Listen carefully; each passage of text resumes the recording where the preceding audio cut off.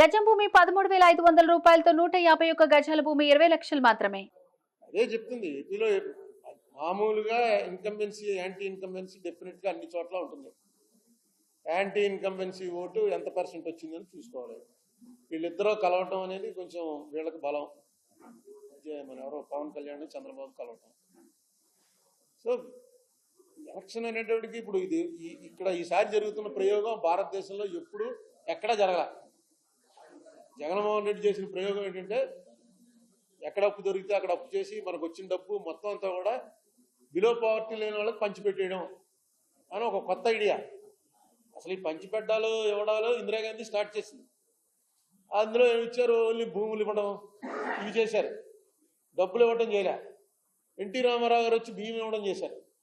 అలా అలా ఒకళ్ళు కాంగ్రెస్ వాళ్ళు వచ్చి మాఫీ అంతా రుణమాఫీ అన్నారు. నెమ్మదిగా ఎలా వస్తుందంటే మనకు వచ్చే రెవెన్యూ అంతా ఇచ్చేస్తే వీళ్ళు ఓట్లేస్తారు. అయితే ఒకటే ఓటర్ ఆలోచించవలసింది ఏంటంటే ఎందుకు వీళ్ళంత తాపత్రయపడుతున్నారు? మీరు చూడండి, ఏ రైతు కూడా కొడుకుకి వ్యవసాయం చేయమని నాకు చెప్పట్లే. ఏ లారీ డ్రైవరు ఆటో డ్రైవరు నా కొడుకు నాకన్నా గొప్ప డ్రైవర్ అవ్వాలని కోరుకోడు. ఎందుకు డాక్టర్ గారు కొడుకు డాక్టర్ అవడానికి ఇష్టపడతాడు, పొలిటీషియన్ కొడుకు పొలిటీషియన్ అవడానికి ఇష్టపడతాడు. ఎందుకంటే వీటిలో ఆదాయం ఎక్కువ ఉంది. జర్నలిస్ట్ ఎవడో కొడుకు జర్నలిస్ట్ అవ్వాలని కోరుకు, కానీ అయిపోతుంటారు జన్యుపరంగా అయిపోతుంటారు. నాకు చాలా మంది తగులుతుంటారు. మా నాన్నగారు మీకు బాగా తెలుసండి అని.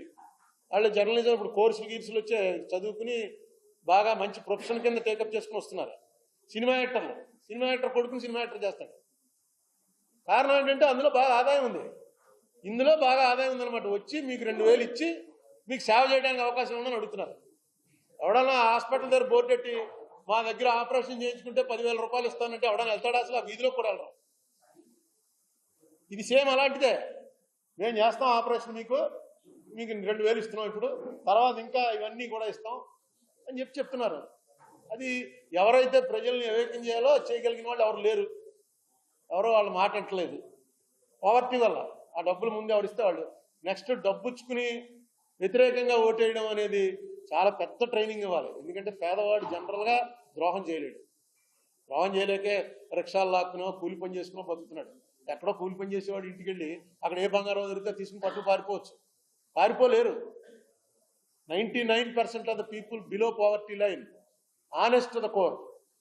అందుకే ఏవో చిన్న పనులు చేసుకుని బతుకుతారు తప్ప దొంగతనాలు చేయడం, అబద్ధాలు ఆడడం, నీ దగ్గర డబ్బు తీసుకుని కొడుకేయడం. అందుకే డబ్బులు ఇద్దరి దగ్గర తీసుకుంటున్నారు. వాళ్ళు ఎవరికి ఇష్టమైతే వాళ్ళకి ఇస్తారు, చెప్పేస్తున్నారు కూడాను. ఇంకా వాళ్ళు రాలేదంటే మొన్న ఏంట్రా హైదరాబాద్లో చూడండి, పోలింగ్ 4 అవుతున్నా సరే పోలింగ్ చాలా చోట్ల 30%, 40% అయింది. తర్వాత ఎంక్వైరీ చేస్తే డబ్బులు రాలేదు. డబ్బులు రాక ఆగిపోయారు. డబ్బులు ఇచ్చుకున్నప్పుడు వెళ్ళి కూలీలు పడ్డారు. 7 దాకా 8 దాకా తెరిచి ఉండవలసి వచ్చింది. అది ఇక్కడ ఎప్పుడో వచ్చింది. ఇక్కడ మీకు గుర్తుందిగా 2014లో ఈ చెప్పుల పార్టీ ఆఫీస్ మీద వచ్చి పడిపోయారు.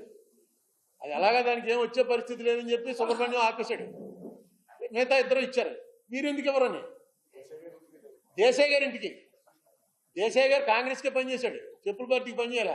అయినా మా ఆఫీస్లో కూర్చున్నాడు కాబట్టి ఆయన ఇంటి దగ్గరికి వెళ్ళి ధర్నా, ఏమి మా డబ్బులని. ఆయన థియేటర్ జీవితం అంతా ఇంత ఆనిస్ట్గా బతికి కానీ ఏంటి పరిస్థితి అని.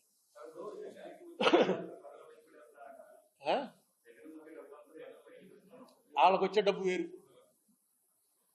దేశంలో చాలా ఉన్నాయి. మీరు మహాభారతంలో ఒకసారి సంజయుడు చెప్తాడు ధృతరాష్ట్రుడికి, ఎందుకు వీళ్ళిద్దరూ ఇలా కొట్టి చచ్చిపోతున్నారు.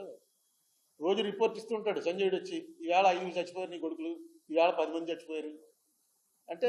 ధృతరాష్ట్రుడు అడుగుతాడు, ఏంటి ఇది అసలు ఇలా కొట్టి చచ్చిపోవడం ఏంటి, గొడవ ఏంటంటే, భూమి కోసం నాయన, ఈ భూమిలో మణులు ఉన్నాయి, వజ్రాలు ఉన్నాయి, వైడూర్యాలు ఉన్నాయి, నీ బొక్కసం కోసం దాంట్లో ఉన్న డబ్బు ఉంది.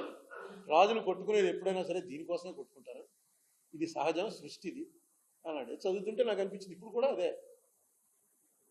మనకో మన వాళ్ళకో మంచి చేసుకోవటం కోసం ప్రజల ఓట్లు రావటం. పూర్వం ఏమో బాణాలు కత్తులు అది వేసుకెళ్ళి గడలు వేసి పేల్చుకునేవారు. తగ్గిస్తే ప్రజలకు డబ్బులు ఇస్తే ఓటు మనకు పట్టుతాడనమాట. అదే ఆయుధం వాడి చేతిలో. ఆయుధం ఉన్న ప్రజలు మనకు ఎక్కువ ఉంటే మనం గెలుస్తాం. ఏమండి అప్పుల విషయంలో FRBM అది దాటితే ఇవ్వరు. అతను FRBM దాటలేదు, వేరే చోట చేస్తున్నాడు అప్పులు. వీళ్ళు చెప్పలేకపోతున్నారు. ఎందుకంటే నీ టైంలో ఏం జరిగింది అని టక్కని తీస్తున్నారు. మన దురదృష్టం ఏంటంటే ఇక్కడే ఇదంతా కూడా ఓన్లీ ఆంధ్రాలోనే ఈ దెబ్బలాట. అసెంబ్లీలో దెబ్బలాడుకోరు మళ్ళీ వాళ్ళు. పోనీ తెలంగాణ వాళ్ళు అసెంబ్లీలో దెబ్బలాడుకుంటున్నారు డాక్యుమెంట్ చూపించి. ఇవాళ చూశాను పేపర్లో, సాక్షి పేపర్లో అనుకుంటాను, కింద వేస్తుంటాడు చిన్న బాక్సులు వేసి చిన్న చిన్న మాటలు రాస్తారు. అందులో ఒక ఎకనామిస్ట్ రాశాడు, 2014 నాటికి 54 లక్షల కోట్ల అప్పు భారతదేశానికి. ఇప్పుడు అది 2,05,00,000 కోట్ల అప్పు. ఎక్కడ 54 లక్షలు, ఎక్కడ 2,05,00,000 కేంద్రం చేసిన అప్పు.